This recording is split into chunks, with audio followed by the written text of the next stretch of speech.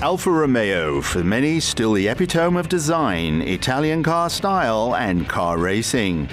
But Alfa Romeo has long since said goodbye to official race sport.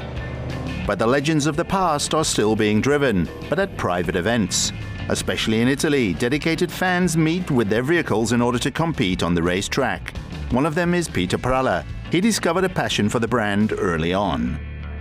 When I was 18, I saw a Bertone on the roadside at a Lancia dealer, and I just liked the car. And then when I opened the hood and saw that there are two double carburetors in it, I was wondering, who tuned this car? Because I did not know that production vehicles did something like that. Yes, and then I took a look at it and said, no, this is really normal. It's an Alfa Romeo. And from that moment on, I knew that I wanted to have something like that. Yes, and in the last 25 years, not much has changed. I still work on the same cars as before. For example, the Giulia, the mother of success in post-war race sport. We have here a Giulia Super 1600, construction year 71. The vehicle is designed according to Appendix K and very suitable for an entry-level model for historic motorsports, I'd say. Highly competitive, relatively inexpensive. The vehicle was used previously in normal everyday life. Thus the Italians went in 4s, 5s on vacation in it. And it was a very, very normal car and has very good genes, which one can also be used for racing. The only disadvantage compared to the legendary DTA is really that it is slightly heavier. Otherwise, the vehicle from ground speed is absolutely the same and very, very reliable. And yes, as I said, actually costs relatively little money. So here is the classic Alfa Romeo engine with dual overhead camshaft, twin carburetors, 1600cc. The engine has 170 horsepower, very reliable, gives remarkably few problems, is powerful, beautiful to work on, a wonderful aggregate to use in motorsport. Exactly the successes in the 60s with the stylish Alfa Coupe shapes the scene still today. The fan base, and with it the demand for well-maintained vehicles, especially in this series, is growing steadily. That, I would say, is the most wonderful thing about this Alfa scene. There really are people who save every euro so that they can just about afford this somehow. Even very wealthy people who have several Ferraris in the garage use this vehicle for motorsport because they are just really, really good. So really people that have an extremely valuable car have always come back to this type of vehicle because it's simply, well, it's a lot of fun. Base was the development of the Giulia. Here we have an Alfa Romeo Giulia, the family model of the time. There were many police cars like this. The normal family man drove the vehicle. And this is a special Super TI. And at the time, it was almost a homologation model for Alfa Romeo, which already is the way you bought it. Had a lot of motorsport-related improvements. For example, the vehicle already had a larger carburetor. The car is also designed purely to be able to participate in historic motorsport and complies in all respects with the Annex K. The sex appeal of an Alfa Romeo exercises a special charm to women.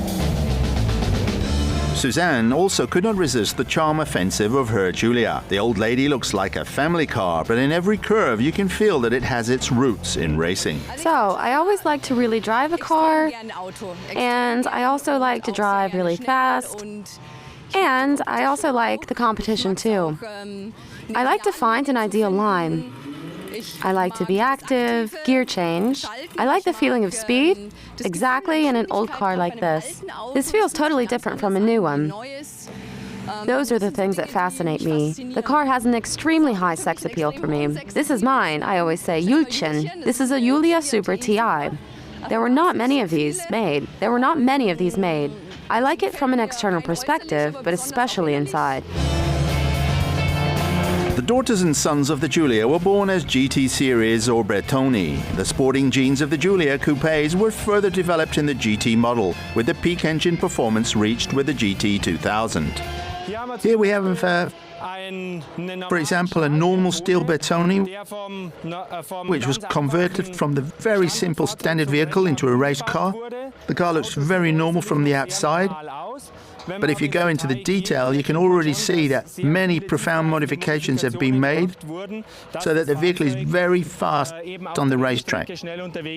An example is a historic braking system with internally ventilated brake discs and different suspension modifications, and the car was, of course, made much lighter.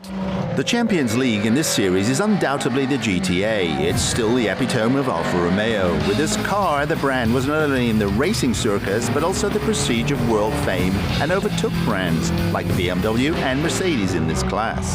The technology and design was revolutionary and groundbreaking at the time. Here we have, for example, an Alfa Romeo GTA. And the A stands for Leggeritta, which means lightened.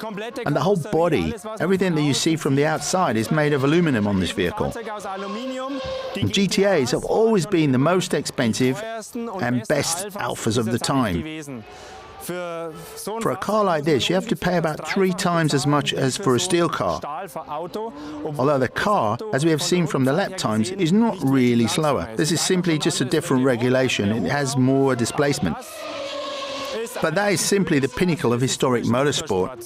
You see, that is really only there for tough racing conditions, and the vehicle has also had a variety of missions behind it. Yes, even that is an Alfa Romeo, an exotic one from the 70s.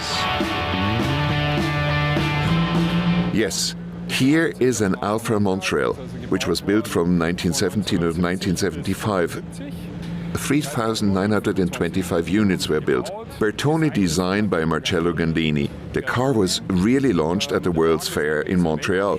It was stated that Alfa should build a non-plus-ultra car, and then they brought this style. This is really something special. And afterwards they were thinking, because the response was so great and people wanted the car to have it, that they said, okay, the show car has only 4 cylinders. What do we do now? Some sort of engine has to go in. Then they took the 8-cylinder from motorsport and domesticated it a bit and then built it in. Yes, otherwise it is also sometimes a problem. Sometimes with the car. Especially with Montreal, it's notorious. And that is how it is. I have worked on it for about 2 years until it finally ran. Today we have it set again, and now it is about right. The demand for historic vehicles is growing. In particular, the GT series is particularly sought after due to the myth. One should not buy right away on site because many vehicles have been serviced incorrectly or badly. And nobody knows that better than Alfa specialist Matthias Körber. So, if you have a taste for these cars, there are different cars like that you can buy, also from the 60s and 70s. It starts with the Giulia. This is the 4-door sedan, the GT Junior, which is available with engines ranging from 1,300 to 2 liters. Or even a Spider that was available as a round-tail Spider or as a Spider Fastback. These cars were all there with engines from 1,300 to 2 liters of displacement with the modular system, with the series called 105. It was very easy to get spare parts, mechanical spare parts especially. The people simply rebuilt them. The brakes from one car in another car, engine, transmission, they were all very identical from that point of view. And so the proud owners of the Alfisti complete their laps with the icon from glorious times.